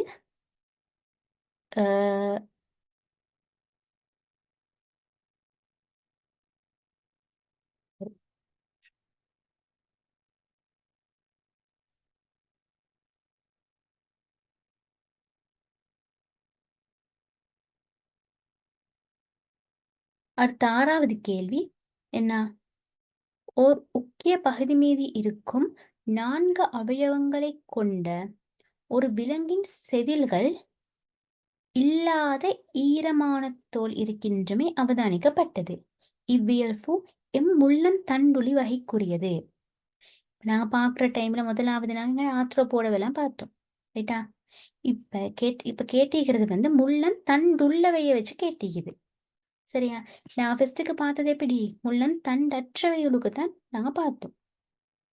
இப்ப முள்ளந்தண்டுளிகளை நாங்க பாக்குறது என்னென்னு சொன்னா மீன்கள், உபயவாளிகள் அல்லது ஈரூடகவாளிகள், நாரோயிர்கள், பறவைகள், அதே மாதிரி முளையூட்டிகள். அப்ப இங்க கேள்வியை பார்த்தோம்னு சொன்னா என்ன கேட்டிக்குது? 4 அவயவங்கள் காணப்படுதாம், சரியே? அதோட செதில்கள் வந்து இல்ல, செதில்கள் காணப்படுது இல்ல. ஆனா ஈரமான தோலை கொண்டிருக்குதான். அப்ப இப்ப நாங்க உதாரணத்துக்கு மீன் எடுத்துன்னு சொன்னா மீன்ல செதில்கள் இருக்கும். ஆனா கேள்வியில வந்து செதில்கள் இல்லைன்னு சொல்லி இருந்துச்சு. அப்ப மீன்கள் வராது. அதே போல பார்ப்போம். ஈருடகவாளிகள் எடுத்துன்னு சொன்னா என்ன? ஈருடகவாளிகள் வந்து தரையிலையும் வரும், நீர்லையும் வரும். அதே போல இதுகள் இயல்புன்னு பார்க்குற டைம்ல வாழ்க்கை வட்டத்தை பூர்த்தி செய்யறதுக்கு நீர் அவசியமா காணப்படும். இதுல சுரப்பிகள் காணப்படும். மெல்லிய ஈரலிப்பான சீதத்துக்குரிய தோலை காணப்படுகின்றது. எனக்கு தெரியும் இந்த ஈரூடக வாளிகளுக்கு வந்து 4 அவயவங்கள் காணப்பட்டு. ஆகவே அந்த வினாக்கான ஆன்சரும் வந்து அதாவது ஈருடகவாளிகள் அல்லது உபயவாளிகள். இதுக்கான ஆன்சர் வந்து இந்த ஸ்லைடு இருக்குது. தேவையானவங்க வந்து பார்த்து ஸ்கிரீன்ஷாட் எடுத்துக்கோங்க. எங்களோட 9வது வினாட ஏ பகுதியை பார்ப்போம். என்ன முதலாவது சொல்லிக்குது, கடல் நீரிலிருந்து கரியுப்பை, அதாவது வந்து சோடியம் குளோரைட். சோடியம் குளோரைட் பிரித்தெடுத்தல் இலங்கையில் நடைபெறும் ஓர் ரசாயன கைத்தொழில் ஆகும். அதுல முதலாவது வினா என்ன, உப்பளத்தை நிறுவதற்கு உகந்த ஓர் இடத்தில் இருக்க வேண்டிய இரு சுற்றாடல் காரணிகளை குறிப்பிடுக. அப்ப நாங்க இந்த உப்பு கடலிலிருந்து உப்பு பிரித்தெடுப்புன்னு செல்றது வந்து வேறு பிரித்தல் முறையோட ஒரு பயன்பாடு. சரியா, இந்த வேறு பிரித்தல் முறையோட ஒரு பயன்பாடு. அப்படி அந்த சுற்றாடல் காரணிகள் எப்படியானதாக இருக்கணும்னு சொன்னா, முதலாவது கடற்கரை பகுதியில் மிக சுலபமாக கடல் நீரை பெற்று தேக்கி வைக்கக்கூடியதாக ஒரு சமதரையான நிலமாக இருக்க வேண்டும். அடுத்தது எப்படின்னு சொன்னா, வருடம் முழுவதும் சிறந்த சூரிய வெப்பமும் அதே மாதிரி காற்றும் கிடைக்கக்கூடிய உலர் காலநிலை காணப்படுதல் வேண்டும். மூன்றாவது, நீர் குறைந்தளவு வடிந்தோடக்கூடிய களிமண் பாங்கான மண். அந்த மண் எப்படி இருக்கணும், களிமண் பாங்கான மண்ணாக இருத்தல் வேண்டும். நாலாவது வந்து குறைந்தளவு மழை வீழ்ச்சி உடைய பிரதேசமாக இருத்தல் வேண்டும். அப்ப இதுக்கான ஆன்சர், எங்களோட கொஸ்டினுக்கான ஆன்சரை நாங்க பார்த்தோம்னு சொன்னா, எங்களுக்கு என்ன மாதிரி கொடுக்கலாம், இலகுவான கடல் நீரை பெற்றுக்கொள்ளக்கூடிய பிரதேசம், சமதரையான நிலம் காணப்படுதல், நீர் கசிவதை இலகுவாக்கும் வகையில் களிமண் தரை காணப்படுதல், வருடம் முழுவதும் கடும் சூரிய ஒளி காணப்படுதல், அது போன்ற ஆன்சர் எங்களுக்கு கொடுக்கலும். நான் அடுத்த ஸ்லைட்ல வந்து இதுக்கான ஆன்சரை கொடுக்குறேன். ரைட், நாங்க ரெண்டாவது கேள்வியை பார்ப்போம். என்ன, கடல் நீரிலிருந்து உப்பை பிரித்தெடுப்பதற்கு இரு வேறாக்கும் தொழில்நுட்ப முறைகளை குறிப்பிடுக. அது என்ன முறைன்னு சொன்னா, இப்படி நாங்க எனக்கு தெரியுமே, உப்பளங்களில் சேரும் கடல் நீரை உப்பு பாத்திரத்தை சேகரித்து ஆவியாக்குவதன் மூலம் உப்பு வீழ்படியாக்கப்படும். அப்ப இங்க செய்யப்படுற முதலாவது முறை வந்து ஆவியாக்கலும், ரெண்டாவது வந்து பளிங்காக்கலும். அப்ப இந்த ரெண்டு பிரித்தல் முறைகளுமே வந்து இங்க பயன்படுத்தப்படும். அப்போ ஒன்று ஆவியாக்கல், அடுத்தது வந்து பளிங்காக்கல்.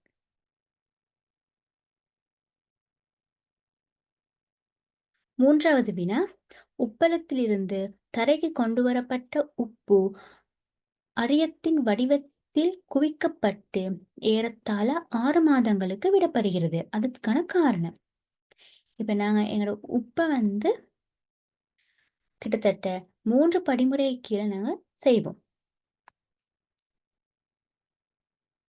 அப்ப அதுல முதலாவது எப்படி, கடல் நீர் பாய்ச்சுதல் அல்லது அலைகள் மூலமாக ஆழமற்ற பெரிய பாத்திரங்களில் நிரப்பப்பட்டு சூரிய ஒளி மூலமாக ஆவியாக்கப்படும். ரைட்டா, முதலாவது வந்து ஆவியாக்கப்படும். அதுக்கப்புறம் ஆரம்ப உப்பின் செறிவை போல் அது 2 மடங்கு செறிவு அதிகரிக்கும் போது முதலாவது பாத்திரத்தில் உள்ள கல்சியம் கார்பனேட் பளிங்குகளாக வெளிப்படைவாக்கப்படும். அப்ப முதலாவது வந்து வெளிப்படைவாக்கப்படுறது எது, இந்த கல்சியம் கார்பனேட்.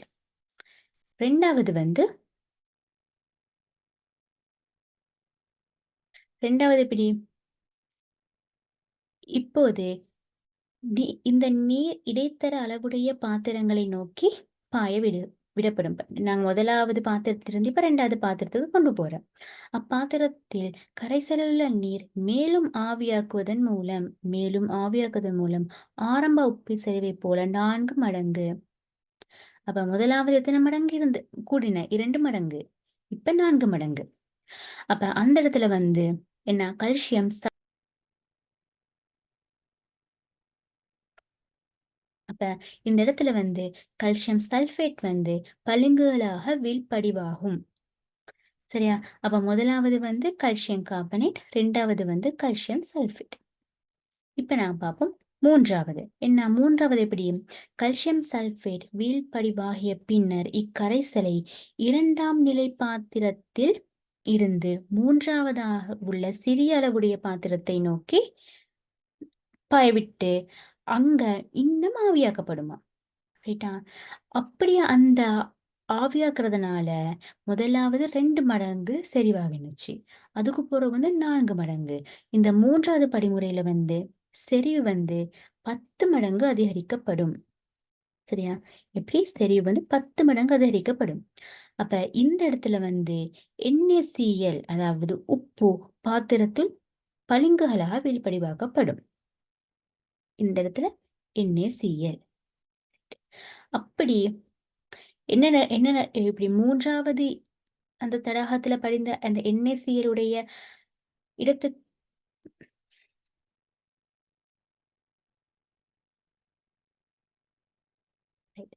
இப்ப எங்களுக்கு வினா என்னன்னு சொன்னா, ஏன் நாங்க அத 6 மாதங்களுக்கு இப்ப எங்களோட வினா என்ன? அப்படி நாங்க செய்யற அந்த உப்ப 6 மாதங்களுக்கு குவிக்கப்பட்டு வச்சிடலாம். அதற்கான காரணம் என்னன்னு தான் கேட்டிருக்குது. அப்ப ஏன் நாங்க அப்படி குவிக்க வச்சப்படுறேன்னு சொன்னா, இந்த NaClல என்ன MgClலும் காணப்படலும். அதே மாதிரி MgSOவும் காணப்படலாம். இது காணப்படுறதுனால எப்படி என்ன நடக்கும்னு சொன்னா, சில வேளைகள்ல அது ஈரலிப்பு தன்மையும் கசப்பு தன்மையாகவும் காணப்படும். கசப்பு சுவையாகவும். அப்ப நாங்க இத 6 மாதம் நாங்க வழியில திறந்து வைக்கிறதுனால அது நீராவியை உறிஞ்சு கொண்டு MgClலும் அதே மாதிரி MgSOவும் NaCl இருந்து வெளியேற்றப்படும். அப்ப இதனால தான் நான் 6 மாதம் குவிச்சு வைக்கிறேன். அப்ப இங்க கேட்டுக்கிற கேள்வி அதுதான், ஏன் நாங்க 6 மாத காலம் அதை குவிச்சு வைக்கிறேன்னு சொல்லி. அதுக்கான ஆன்சர் உப்பிலடங்கியுள்ள Mg அதாவது MgCl2 அதே மாதிரி MgSO4 உப்பிலிருந்து ஆற்றுவதற்காக. இந்த மாதிரி ஆன்சர் கொடுத்திருந்தேன்னு சரி. இப்ப நான் 4வது பார்ப்போம். என்ன? உலகில் சில நாடுகளில் கடல் நீர் எளிய காய்ச்சி வடிப்பு என்ன எளிய காய்ச்சி வடிப்பு வடிகட்டலுக்கு உட்பட்டு குடிக்கும் நீர் பெறப்படுகிறது. அவ்வேறாக்கும் தொழில்நுட்பத்தை பாடசாலை ஆய்வுக்கூடத்தில் செய்து காட்டுவதற்கு உகந்த ஓர் உபகரண ஒழுங்கமைப்பின் பெயரிடப்பட்ட பருப்படி படத்தை வரைக. என்ன? எளிய காய்ச்சி வடிப்பு முறை. அப்ப இந்த இடத்துல நாங்க வரைய வேணும் என்னது? எளிய காய்ச்சி வடிப்பு முறையை தான் நாங்க கொடுக்கணும். அப்ப இங்க காட்டப்பட்டிருக்கிற இந்த படம் எளிய காய்ச்சி வடிப்பு முறை. எப்படி இருக்கணும்? கட்டாயம் நாங்க இதை வரைஞ்சு பெயரிடணும். எப்படி? இது ஒரு குடுவை ரைட்டா? இது ஒரு குடுவை. அதே போல இதுக்கு நாங்க சொல்றது இலிப்பிக்கு நொடுக்கி. அதே போல இந்த இடத்துல வாரது என்ன? நீர். ரைட்டா? இப்படி நாங்க இந்த படத்தை வரைஞ்சி இதுக்கான படத்தை குறிச்சு மீண்டும் சொன்னா ஃபுல் மார்க்ஸ் நாளைக்கு கிடைச்சும். அதே போல இந்த இடத்துல வெப்பமாக்குறதை நாங்க காட்டிக்கணும். ரைட்.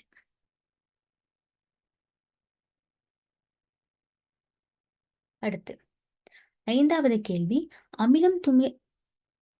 அமிலம் துமிழ்த்த நீர் மின் பகுப்பை செய்யும் போது மின்வாய்களுக்கு அண்மையில் வாயு குமிழிகள் வெளியே வருகின்றமை அவதானிக்கப்பட்டது. இங்கு எம்மின்வாய்க்கு அண்மையில் கூடுதலான வாயு கனவளவு வெளியேறுகிறது. இது எங்கட மின் பகுப்பு அந்த பாடத்துல வர ஒரு கேள்வி.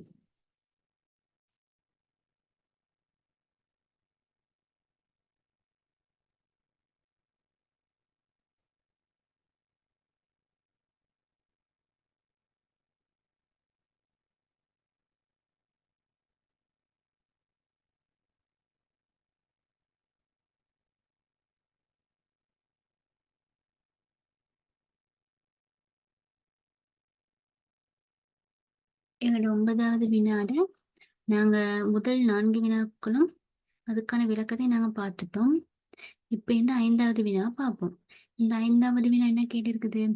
அமிலம் துமிழ்த்த நீரை மின்பகுப்பு செய்யும் போது மின்வாய்களுக்கு அண்மையில் வாயு குமிழிகள் வெளிவருகின்றமே அவதானிக்கப்பட்டது. இது எங்களோட மின்பகுப்பு சம்பந்தமான கேள்வி.